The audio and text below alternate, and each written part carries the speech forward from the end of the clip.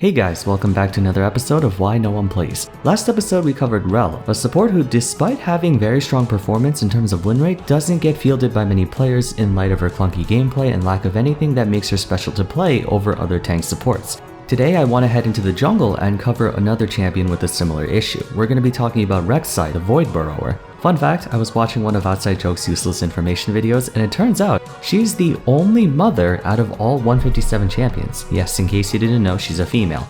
Which means that she doesn't have to deal with male pattern baldness or anything at all since she's a monster, but that's not the point. Chances are if you're playing League of Legends you're malding 24/7 and my suggestion is for you to check out today's sponsor, Keeps. 2 out of 3 men run into problems with hair loss by the time they turn 35, and what Keeps allows you to do is connect with a licensed doctor who reviews your information online and recommends you a hair loss treatment plan, which is shipped to you every 3 months. It takes roughly 4 to 6 months for results to come in, and obviously the best time to prevent hair loss is while you still have hair, so if any of you are experiencing symptoms of malding from too much elo health, head on over to keeps.com/Vars or check the link in the description below and get 50% off your first order of hair loss treatment. Just because you're losing elo doesn't mean you have to lose your hair too. But anyways, thanks to Keeps for sponsoring the video. Rek'Sai is a super interesting champion. She was released at a time when Riot was experimenting with more creative champion designs. 2014 was definitely a transformative year for the game, and it laid the groundwork for all champions having a unique gimmick. Gnar had his Kaiju transformation, Azir had his Sand Soldiers, Kalista with her jumping around, Bard with his the Bard stuff, Echo with his time thematic, and so on. Rek'Sai's gimmick is that of tunnels. She digs around Summoner's Rift, creating pathways for herself and attacks enemies from underground. She's basically a land shark, and was one of my favorite champions to play back in the day. Aside from being able to tunnel around the map, she's a shapeshifter. Rek'Sai has 2 forms, burrowed and unburrowed, but unlike Jace, Elise, and Nidalee, her transformation is on her W, so only her Q and E change, and she has a traditional ultimate. In typical shapeshifter fashion, one form is for utility and setup, which is her burrowed form. Praise Seeker is an extremely long-range missile that deals a good bit of damage, but more importantly reveals all targets struck, so this is basically her main scouting tool. Also, while burrowed, she gains tremor sense, losing her field of vision but instead being able to hear the vibrations of all enemies and units around her. Her E, of course, is her famous tunnels. She dashes forward and leaves the tunnel behind her, which she can then re-enter to dash in that same direction again. So if she sets up her tunnels correctly, she can save herself a lot of time traversing through the jungle. Her DPS form is when she's unburrowed or above ground. She has 2 strong damaging tools, Queen's Wrath and Fury's Spite. The former is for DPS and clearing, the latter is for burst damage. All in all, she has an awesome design, tunneling through the rift and knocking enemies up from under them. It was a really clever way to incorporate hard crowd control into her kit. She used to be a popular champion because of this. During seasons 5 to 7, she would hover between a 5 to 10% pick rate, not the highest mind you, but a very respectable number, and she was consistently able to hold a 50 to 52% win rate. Nowadays though, despite her win rate averaging around 52 to 54%, she's been struggling to see any number above 3%, and it's not because she's all that hard to play. In fact, she got a lot easier to play after they removed a lot of macro elements to her kit and made her a diver. Her usual combo would be to tunnel towards a target, unburrow to knock them up, and then use Q, E, and finish them off with ultimate afterwards. When everything connects, it's a very potent burst combo. Now, when a champion has a very high win rate but a low pick rate, that's an indication that those who play them become very proficient at them. Aurelion Sol would be the best example of this. He has over a 55% win rate, but obviously a non-existent pick rate, meaning he's likely only played by one-tricks and thus finds a lot of success. Rek'Sai is not as obscure as Ace Sol, but she's one of those champions who you only really see being played by one-tricks and isn't a staple pick in many junglers' champion pools like Lee Sin or Kha'Zix. So where did everyone go? How did she turn from a jungler that was a very common sight early on when she first came out into someone who's only played by a minority of people? I might get a lot of flame for this, but I feel like Rek'Sai's rework is what ruined her overall popularity. Prior to patch 7.11, she was arguably one of the strongest control junglers in the game, if not the strongest, with her amazing tempo and global access to anywhere on the map where her tunnels were. The new Rek'Sai, on the other hand, is a carry jungler designed to lock onto a single member of the enemy team and burst them from the fight quickly. This was an overall nerf for her, as her kit was specifically designed for territorial control and not targeted assassination. To elaborate on what I mean, let me go over her rework. Despite seemingly changing very little from appearance, it was a very significant adjustment and fundamentally altered how she was meant to play. For starters, Fury of the Xerxai changed her Fury mechanic to where she would reach max Fury with only 4 hits, whereas before, it functioned similarly to Renekton and Trinimir's Fury, in which she would have to be in combat usually for a long time to get max. The trade-off is that she lost a significant portion of health regained while being burrowed to even it out. 450 total restoration was reduced to 190. Rek'Sai greatly relied on that sustainability, especially during teamfights late game where she could regenerate up to like 800 health depending on how well she swapped between forms. On Burrow is where things started to get a little more weird though. Originally, it used to be able to knock up multiple targets based on how close she was directly under them. In its current form, she could only knock up one person and slightly displace everyone else. Furious Bite was changed to deal flat damage plus bonus AD as opposed to a percentage of her total attack damage. Because she generates maximum fury much more easily, she could get that true damage more easily, but now she was forced to build attack damage to make it do any meaningful amount. As bonus AD is strictly worse than total AD since it ignores base attack damage. We'll get more into that later. On the other hand, Void Rush was completely reworked. Before, it acted as a pseudo-teleport where she could burrow into the ground and dash towards any one of her tunnels around the map. The new Void Rush is now an attack where she digs underground and dives towards her target, dealing huge damage based on their missing health. So she went from a teleport to having a finisher similar to Garen and Riven. The logic behind these changes was sort of to reduce her reliance on her teammates, which is why she was popular in pro play, not so much solo queue. Rek'Sai was one of the most frequently picked junglers back then due to her tremor sense and tunnels. In teamfights, she was an incredible backline disruptor because she was able to soak up a ton of damage while constantly knocking people up. But you still had to respect her kill power because Furious Bite did 2.5 times her total attack damage as true damage. Since it was total AD, she could build full tank and still dish out a lot of pain. Problem was, she was almost too good at her job, and no other jungler could match her tempo since no one else had a built-in teleport, and Tremor Sense gave her far more vision, quote-unquote, since she could see you even in darkness from a full screen away, and in coordinated games like LCS and Worlds, those are invaluable tools to have. Of course, like I said in solo queue, Rek'Sai wasn't very good, so Riot changed her around to be a skirmishing diver and less of a controller. But the reason she kinda sucks at being a diver is because she doesn't have that same hard engage that you see from the likes of Hecarim, Nocturne, and Xin Zhao. She's more of a surprise attacker, which is why nowadays she takes Prowler's Claw so she can dash right under you and burst you 100 to 0. If we go by solo queue performance, the rework was successful in making her better in that field. But it alienated a lot of players as a result because everyone knew her as a controller, not a diver. So even though she's been sitting at like a 52 to 54% win rate for a while, she doesn't feel as good to play anymore. Remember, she's a shapeshifter, and she lacks something very important that shapeshifters need in order to carry: a neutral game.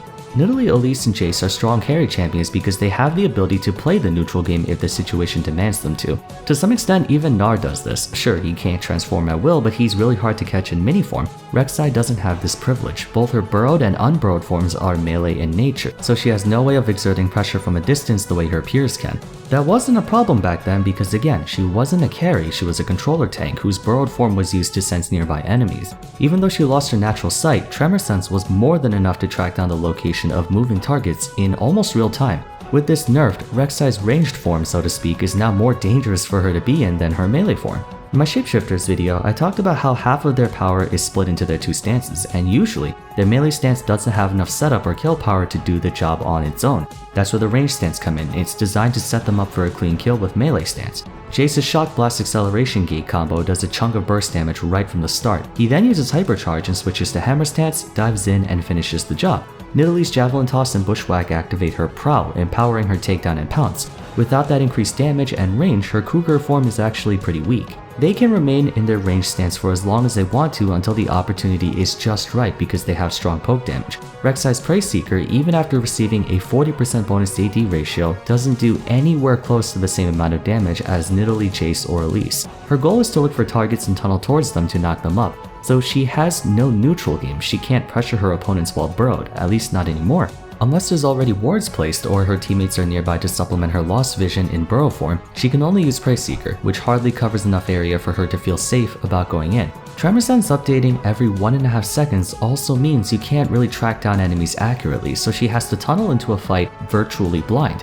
I repeat, that wasn't a problem back then because one, she had Void Rush, which made it so she can flank from different locations. A lot of Rek'Sais would place tunnels in random spots just to give them multiple avenues of entry into a fight, and because she was able to build full tank back then, she didn't need to be as nervous about diving in. Now with Rek'Sai being forced to build damage, that's a different story. All the changes to her ability scaling has made it mandatory for her to build damage items. She lost a ton of base damage and has only bonus AD ratios. In other words, she has no choice but to build attack damage to have any semblance of kill power, but in doing so, she can't build defensive items anymore. Why this is such a bad thing for her is that she has zero built-in durability or sustenance whatsoever. Fury of the Rek'Sai's healing got nerfed so badly that the only thing it can save her from is like brand passive dot damage or Liandry's Anguish. Maybe Ignite if she's not close to zero. Mathematically speaking, yes, I know they made that adjustment because she can reach max Fury much faster than before, but that loss of front-loaded healing completely crippled her sustain. It doesn't matter if she can burrow to heal, unburrow to quickly regain Fury, and then burrow again to heal.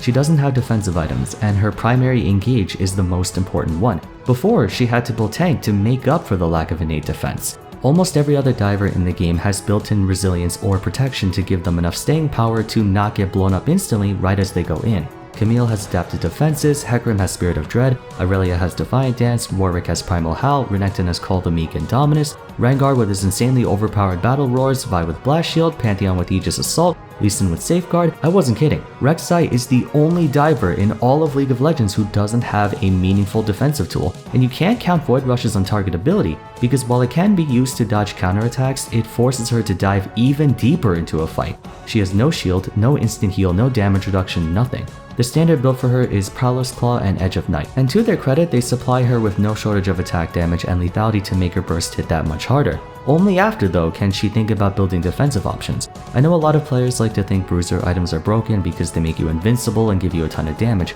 but contrary to popular belief, bruiser items do not make you as tanky as actual tank items. However, Rek'Sai falls off late game if she doesn't build damage, but the later a game goes, the squishier she gets, so her only option is to build semi-defensive items like Sterak's, GA, and Death's Dance. Sterak's is fantastic if you have a lot of health, but her first two items are Prowlers and Edge of Night, not that much bonus health to speak of. She couldn't build Gore Drinker back when it was overpowered either because then she would get kited forever.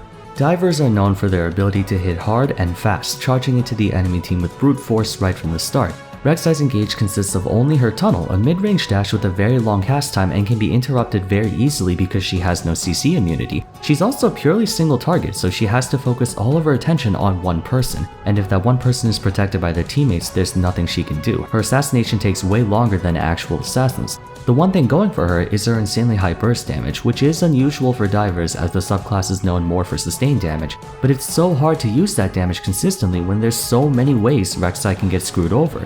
The reason people like Lee Sin, Camille, and Irelia so much is because they can engage on the enemy team from just about anywhere, usually faster than one can react. For those with linear engages like Hecarim, Jarvan IV, and Vi, their attacks cover a large distance and have displacement immunity. Hecarim's Onslaught of Shadows cannot be stopped with knockups or disruption. Jarvan's Cataclysm and Vi's Assault and Battery have this feature too. Each one of them can cover over 1,000 units while being impossible to interrupt. Yes, I'm aware that Rek'Sai's Void Rush has technically global range, but it's a finisher, it is not an engage tool. There's also a third group of divers who prefer to just punch their way into a fight through sheer force, that being Olaf, Renekton, and Wukong. They don't really have speed nor do they have range, but they have damage and durability. Each of them can take on 1v3s like it's a Tuesday morning. If you think about it in concept, Rek'Sai doesn't belong in any of these three groups. She doesn't have the same blinding speed and rushdown that Irelia does, she doesn't have that overwhelming power like Hecarim does, and she can't even 1v2 unless she's super fed, let alone 1v3. I remember I had a few people asking me why I didn't rank Rek'Sai in the Assassins video, and that's kind of because she's not an assassin, but she certainly feels that way, doesn't she? Her attack rotation suggests she's meant to one-shot a squishy target, but she doesn't have the same fluid mobility that's needed of them. At the same time, she's missing so many things necessary to make her a good diver too. Here's the thing, despite all that I've said so far, Rek'Sai is not a bad champion by any means. She's an incredible solo queue jungler and is a very strong counter to a lot of popular junglers like Lee Sin, Graves, Kayn, and Diana. Her damage is a force to be reckoned with, it's just that a lot of players don't like how she feels like two incompatible halves. Not saying a diver can't double as an assassin, that's sort of what Diana and Kayn do, but she's missing some critical components from both sides that make it a lot less comfortable to do her job. If it came down to which version of Rek'Sai feels better to play, I'm gonna have to say the old one because she had a very defined role, control. She was the only jungler in the game who could do the things that she did. Now she just feels like any old diver. Sure, she has her tunnels, but without that global teleport, they feel almost like clunkier version of Kayn's wall hacks or Talon's parkour. Assuming we can't revert her, one change I think they can add to her kit to make her feel slightly less feast or famine is to add some form of scaling to her passive healing, like have it so it heals her more the lower her health is, because right now, the biggest issue facing her is that she explodes the instant she goes in unless her team is backing her up. She becomes so much weaker if she's the only person on her team who can engage. Alternatively, buff Tremor Sense to proc every 1 second instead of 1.5. Like I mentioned before, 1.5 seconds is too inaccurate to be of any use, so if they can make her utility components more effective, that might get people to play her more. And to compensate for that, they can maybe reduce her damage a little bit because she does do way too much damage if she attacks first. That's gonna wrap it up for today though. Let me know what you think about Rek'Sai down in the comments below, especially on the topic of if you think old Rek'Sai or new Rek'Sai is more fun to play. If you enjoyed the video, a rating would be much appreciated. Don't forget to sub to the channel for more content like this. Consider following me on Twitter and joining my Discord server if you haven't yet. And lastly, check out my other Why No One Plays episodes after this one. But until next time, thank you all so much for watching and I hope to see you again soon. Take care.